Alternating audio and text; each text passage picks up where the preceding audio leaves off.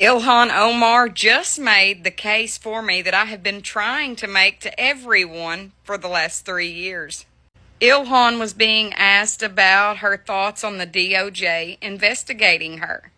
She went on to say that you don't investigate someone for 10 years and not find anything. That's wild. That's absolutely what I've been saying, Miss Omar.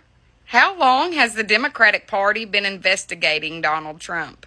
You all can find that clip on TMZ here on TikTok. You should definitely go watch it.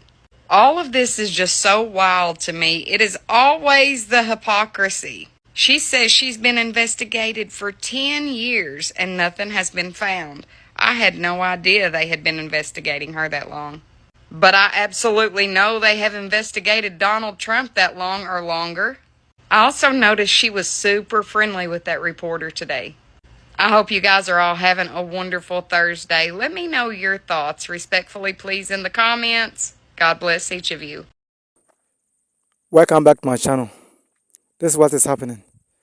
Ilhan Omar is accused by fraud.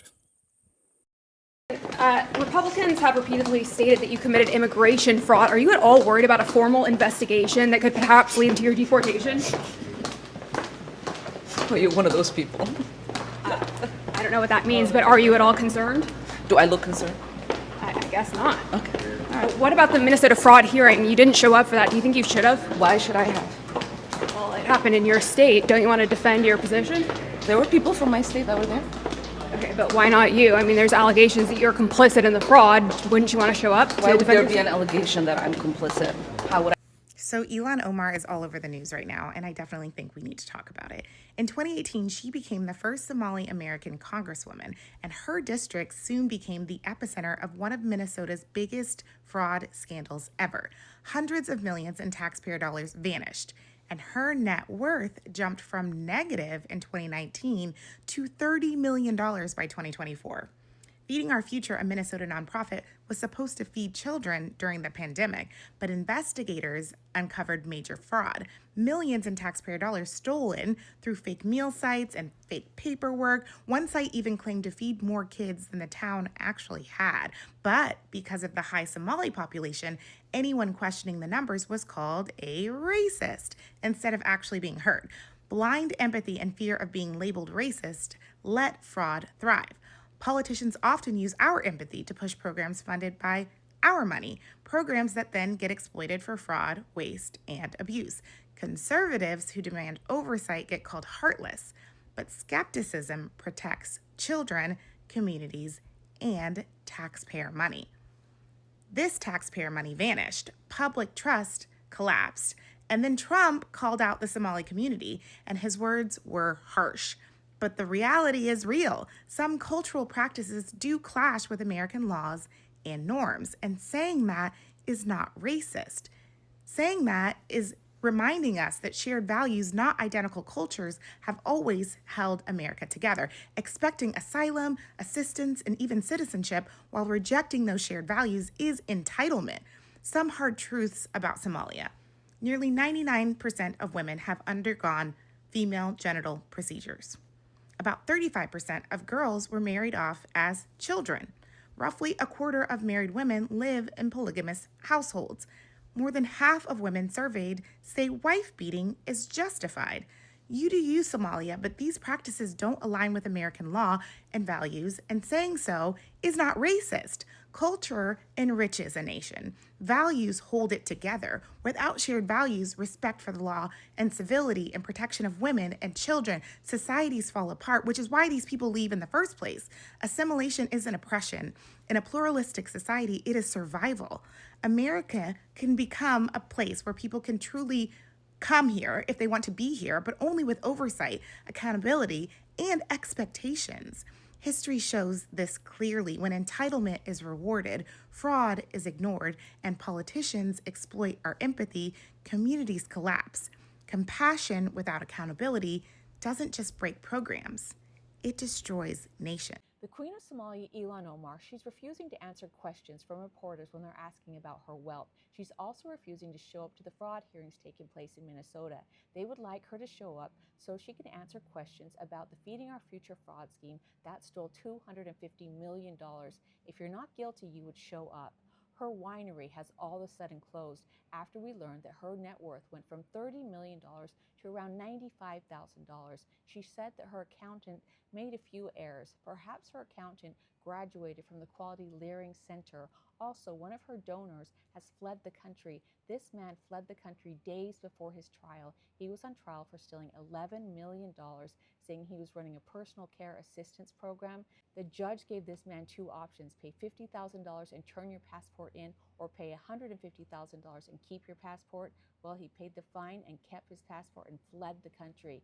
Ilhan Omar, a few weeks ago, she said the people in the United States were idiots. It's hard to have conversations with them, and we're just getting dumber every day. Maybe the people in Minnesota were idiots. They didn't catch on to the fraud, but we're on to you now. And I hope your days of being a congresswoman are coming short. And once you're done, why don't you move to Somalia with all the smart people? Let me know your thoughts on this one. Welcome back. The convicted mastermind behind the massive $250 million Feeding Our Future fraud scheme. She's expected to learn her fate tomorrow. Prosecutors are pushing for up to 50 years behind bars for Amy Bach. Now, in a jailhouse interview with the New York Post, Bach says that she struggles to believe Ilhan Omar didn't know what was happening. And the Congresswoman responded, "Any claim that I had knowledge of this scheme is flat out false," said Omar.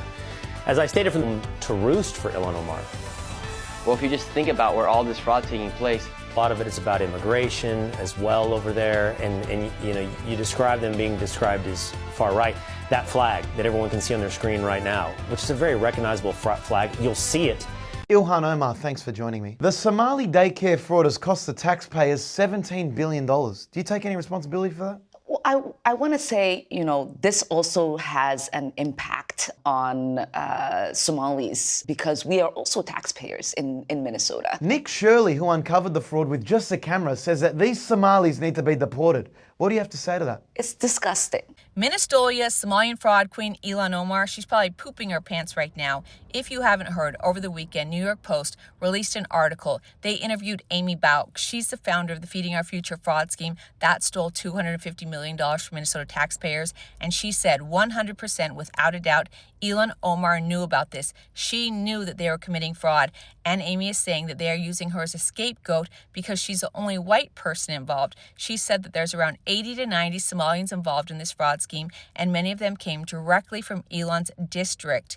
Ilhan Omar is denying any part of this, even though she's the one who introduced the Meals Act, saying that kids needed to be fed during the pandemic. Some of these restaurants claim that they were feeding 5,000 kids a day, 2,500 kids a day. One restaurant even claimed 21,000 kids a day.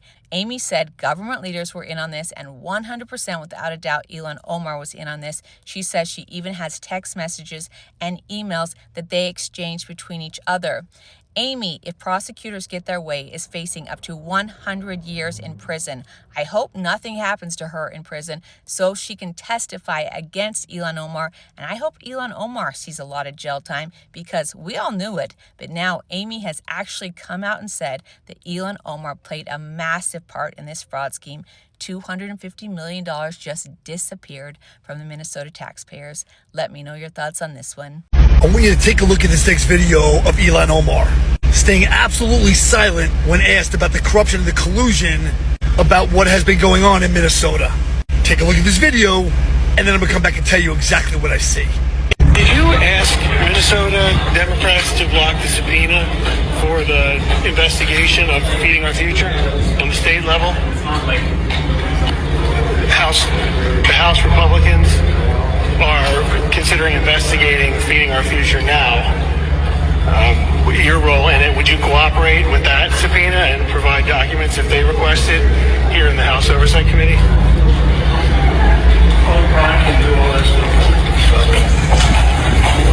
I have to tell you, where I come from, growing up in Long Island, growing up in New York, walking away and staying silent like that is absolutely admitting some level of guilt. Whether she was alone in this operation or Ilhan Omar had a whole entire team operating with everybody pulling their weight to steal as much money as they can from the taxpayers' dollars over there in Minnesota. But either way, at this point, it doesn't matter to me, Mr. President. The first domino in this game has got to be flicked, and no better place than to start with Ilhan Omar. Because the second that you charge her with a crime, and she is indicted, and there is an arrest that has been... You see, this is what happens when you poke the big orange bear in Washington, D.C., otherwise known as Donald Trump, the President Donald Trump. Boy, he's coming after this one. This is Ilhan Omar, Congresswoman from the 5th District, Minneapolis, St. Paul, Minnesota. She is 42 years old and consequently on her third husband. I don't judge. That's for other people. But the issue that she's having now is that it's been disclosed that she and her husband paid $15,000 for a winery in Santa Rosa, California. They paid $15,000, and in 1 year's time, it ballooned into a $5 million business. Doesn't produce wines, doesn't have a phone, doesn't have a website. Uh-oh, Ilhan, I think you're going to be having to answer some questions to the big orange bear that you poked. Shouldn't have done that. Please don't let this video pass by and do nothing. Today I want to talk to you about Ilhan Omar and all the accusations we have against her. From allegations she married her own brother to give him the benefit of becoming a US citizen, to campaign money being paid to her own husband, not to mention all the hate this woman has towards America and Americans. And to think that she holds a seat in our Congress is honestly unbelievable and unacceptable. We need answers. Americans deserve accountability. But this needs to be done through a legal process. And one way to start it is by demanding Congress to open an investigation. And this is what the petition I'm asking you to sign today is for. It will take you less than 10 seconds, but it will send a powerful message that Americans are paying attention. Please remember that accountability only happens when people demand it. So please go ahead, the link's in my bio, sign this petition, and let's open this investigation and see what this woman has done against this country. Hopefully make her pay for all the damage she's caused and get her deported back to her country. Hi, Congresswoman Omar. You were just talking about how Trump's economy has failed the American people, but I think the American people really want to know how you went from a negative $65,000 before coming into Congress to over $30 million in just 7 years. My disclosure is public now. Yeah, it is. And so a lot of people now are looking into that and finding S. Crew Winery, a winery that doesn't actually seem to exist. Is that a real winery, or? Do you all actually look at and read things, or do you just ask silly questions? Well, it's listed in the financial disclosure, so can you explain it? Because we have a lot of questions about it, and things just aren't adding up. There's no real phone number. There's no real location. Why, did you want to buy some wine? Probably not from you, to be honest. Recently stated that the American people should be afraid of the white man. They should be fearful of the white man. I never said that. Yeah, you're on video saying it. Our country should be more fearful of white men across our country, because they are actually causing most of the deaths within this country. No, I did not. Yes, you... Again, this is like what I said. You need to prepare yourself, because you can't continue embarrassing yourself like this. So I'm just a liar. What I was quoting was an actual study done by the FBI. Okay, thank you. Just prepare next time. All right, thank you, Congresswoman. Ilhan Omar was almost forced to answer questions about a $250 million fraud scandal. But Democrats, of course, blocked the subpoena by 1 vote. And once you see the mountain of questions already surrounding this woman, the real question becomes, how is she still being protected? Because this isn't some random backbench politician that nobody's ever heard of. This is the same woman whose name is now being brought up in Minnesota's massive Feeding Our Future fraud scandal, a scheme where federal prosecutors say roughly $250 million meant to feed children children during COVID was stolen through fake meal claims. To be clear, Omar has not been charged with a crime, but lawmakers wanted records. They wanted answers about the Meals Act, the federal food program expansion, and possible connections to people tied to this fraud case. And what happened? The committee needed 6 votes to subpoena her. They got 5. Democrats said no, so the subpoena failed. And I'm sorry, after a $250,000 fraud scandal, how does that not make people suspicious? Because this is where it gets crazier. Omar has also faced major questions about her financial disclosure. The House Oversight Chairman James Comer said that companies tied to her husband went from being worth $51,000 in 2023 to as much as $30 million in 2024. Omar later blamed that on disclosure discrepancy and reportedly amended those numbers way down. But that doesn't make the question disappear. One of these businesses was a California winery tied to her husband, a company that became controversial because critics say it had little public footprint, unclear investors, and reportedly shut down when scrutiny was building. So let's just put this in plain English. You have a congresswoman connected to a state where hundreds of millions of taxpayer dollars were stolen. You have lawmakers trying to subpoena her for records. You have Democrats blocking that subpoena. You have bizarre financial disclosures involving companies tied to her husband. You have a wine company that becomes part of the story and then suddenly disappears. And on top of that, you have years of controversy over her comments, her loyalty, rhetoric, and if she actually puts America first. Now, some of these claims are disputed, some are allegations, and some have not been proven. But that's why people want investigations. People want to see records, and people want subpoenas. Because when a normal American is accused of doing something wrong, the government has no problem demanding paperwork, bank records, phone records, emails, everything. But when it's this lady, suddenly it's political, it's unfair, and asking questions is off limits. That's garbage. If there's nothing there, release the records. If you have nothing to hide, then why are you hiding it? But don't sit there and tell the American people that after a $250 million fraud scandal that lawmakers are wrong for asking one of the most controversial members of Congress basic questions. Because the question is no longer, did Ilhan Omar do anything wrong? The question is, why does it feel like nobody in power is... A convicted fraudster just dropped a bombshell about Ilhan Omar. The mastermind behind a $250 million fraud scheme says Omar's office was all over the communications, and court records backed it up. Her name appears 6 times in the evidence. Now Omar is refusing to hand over documents to investigators, and Democrats are blocking subpoenas to force her cooperation. So why would a sitting member of Congress stonewall an investigation into the largest pandemic fraud case in the nation's history? And what you're about to see raises questions that demands answers, and the pattern of connections is impossible to ignore. Stay with me. Let's get into it. My name is Tom. I'm with the Daily Beltway, and I'm also a White House correspondent. Don't forget to like, subscribe, and give us a follow. It helps us bring you the truth. So the story centers on Amy Block, the convicted mastermind of Feeding Our Future fraud. The scheme stole $250 million in federal funds meant to feed children. Instead, the white stuff went through fake meal programs serving Minnesota's Somali community. Block was convicted on wire fraud conspiracy and bribery charges. Now she's saying Ilhan Omar's office was involved in communications tied to the case. And court records confirm it. Omar's name surfaced at least 6 times in the evidence used to convict Bach. And that's not speculation. That's what the court documents say. Check it out. Congresswoman Omar, yesterday you told me to please read when I asked you about the $9 billion fraud that you denied is happening, but I have it right here. I read. Look, Chairman Comer opens hearing on massive fraud scandal, $9 billion. That's what Comer believes because he's as smart as you are. It's not just Comer. It's Scott Besson. It's federal prosecutors. It's House Oversight. And no it's Minnesota State Reps. You could have that, ma'am. I think you need to get examined because your brain has been fried in some way, and it's not okay. I really hope you get some help. You and the Republicans here. Take care, okay, ma'am?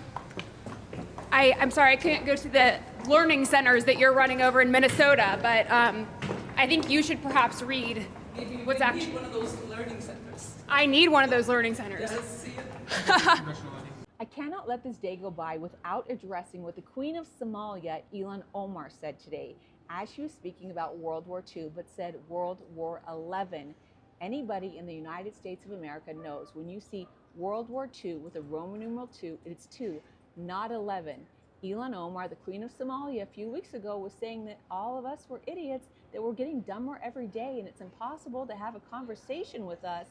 But yet when she was reading this today, World War XI, perhaps World War XI happened in Somalia and she was referring back to her childhood, or perhaps she went to Quality Learning Center and they taught about World War XI there. We know they did teach fraud there and accounting, so maybe she is a graduate from the Quality Learning Center. I don't know. But when she said this today, My jaw dropped. I could not actually believe that she said this. This is a representative for the United States of America. Yeah, she's from Minnesota. She is the Queen of Somalia. But anybody serving in the United States of America government should know when you see World War II with the Roman numeral 2, it is 2, not 11. The Quality Learning Center, Val Victorian, just showed us how smart she is. I realized, I thought that the speech length from his mom's speech and his speech was the same, but Speaker Pelosi was like his mom only spoke for 11 minutes to his 30 minutes. So that was an interesting tidbit that we also discovered, a little fun fact. That is pretty interesting, Yeah, isn't it? yeah. Yeah. Well, he also threw in some jokes that were pretty unexpected. Okay. Yeah. Did you like them? Which one stood out He to you? didn't write them himself, that's for sure. Well, But when he mentioned 250 years, or as we say in England just the other day, Yes. that was pretty good. Yes. Yeah. Yes. But they also serve as a Well, when distraction it- from when it Epstein, comes- don't they? Yes. I mean, no, really, that was in many ways, right? Something that was on the minds of so many people. You're not the first person to ask me about it, right? Everybody has been thinking about that. And I do hope with his visit, he does find the opportunity to address it and somebody gets to ask him how he feels about the survivors of Epstein, the role that his brother played in victimizing them, and what kind of accountability his kingdom will dole out for those that have victimized the survivors. Precisely. And Yeah. there were Epstein survivors here today as Yes. well, calling on that accountability, and they Yes. did not get it. Well, I hope that that does happen and we will continue to shed light on it. We will keep up the fight. Yes. Someone explain this to me like I'm 5. Ilhan Omar, the representative from Minnesota, had a net worth of $30 million. And then when she was caught, her office came out with this statement and said, oopsie daisy, everybody. It's actually an accounting error. Her net worth is less than $100,000. Look, I'm not a mathematician, but I don't know of an accounting error that inflates your net worth by over 300 times that isn't immediately caught. Like if my accountant came to me and said, hey, Braden, you actually have $10 million in the bank and I have less than $100,000, I'm gonna fire him. Keep in mind that Ilhan's office only found this accounting error because she became the subject of an investigation since her net worth went from, a normal person's net worth to a multi-millionaire in Congress with a salary of $174,000 a year. But yeah, we're supposed to believe that her net worth was inflated by over $29 million, and that was just an accounting error because, oops, we carried a zero wrong somewhere, or several. Keep in mind, this was the same representative from Minnesota who was just caught funneling tens of millions of dollars into charities that have now been exposed as not real. Genuinely, who is buying this?